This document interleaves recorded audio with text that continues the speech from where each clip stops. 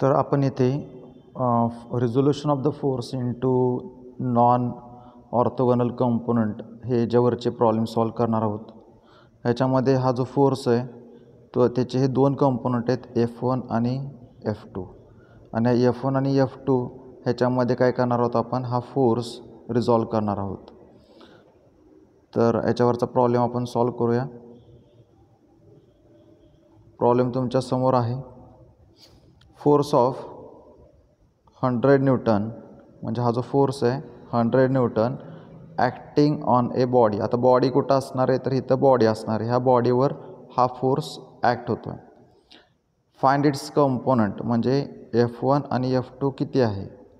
Such that one component has an angle 45 degree and other has angle 30 degree and other has angle 30 degree with force 80 Newton. आता diagram draw केलेली. ह्याच्यावरून आपल्याला काय माहिती आहे तर F माहीत झाला, अल्फा माहीत झाला आणि बीटा. ह्याला आपण अल्फा बोललो आहे, ह्याला आपण बीटा बोललो आहे.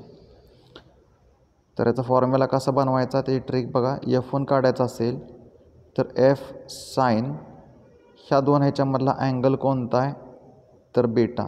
तर आपण इथं बीटा घेणार. डिवायडेड बाय भागिले हे जे दोन अँगल आहेत अल्फा आणि बीटा ह्या दोघांची बेरीज. आता आपण ह्याच्यात व्हॅल्यू टाकूया. एफची व्हॅल्यू किती आहे 100, बीटाची व्हॅल्यू किती आहे 30, अल्फा किती आहे 45, बीटा 30. तर आपण ह्या सगळ्या व्हॅल्यूज आहेत त्या इथं टाकून घेणार आहोत. आता कॅल्क्युलेटरमध्ये 100 × sin 30 काढल्यावर ॲन्सर मिळेल 50. 45 + 30 म्हणजे 75. 50 डिवायडेड बाय sin 75 केल्यावर ॲन्सर मिळेल 51.76. नेक्स्ट आहे सेकंड कंपोनंट F2. ह्याच्यासाठी फॉर्म्युला कसं बनवणार. F म्हणजे हा जो फोर्स आहे F sign of alpha.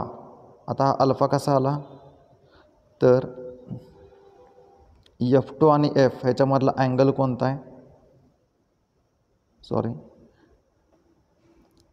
F आणि F1 ह्याच्यामधला अँगल कोणता आहे अल्फा. आता हा अल्फा म्हणजे काय की F आणि F2 सोडून दुसरा जो कंपोनंट आहे म्हणजे F1 ह्याच्यामधला अँगल आहे तो अल्फा असतो. तर म्हणून आपण इथे घेतला आहे alpha. Divided by sine alpha plus beta म्हणजे ह्या दोघांची बेरीज. तर एफची व्हॅल्यू किती आहे 100, अल्फाची व्हॅल्यू आहे 45, अल्फा प्लस बीटा दोन्ही व्हॅल्यू इथं टाका. तुम्हाला ॲन्सर मिळेल sin 45 + 30. 10 sin 45चा ॲन्सर आहे 70.71. 45 + 30 म्हणजे sin 75. 70.71 भागिले sin 75चा ॲन्सर येईल 73.205. तर आता याचा सेकंड कंपोनंट.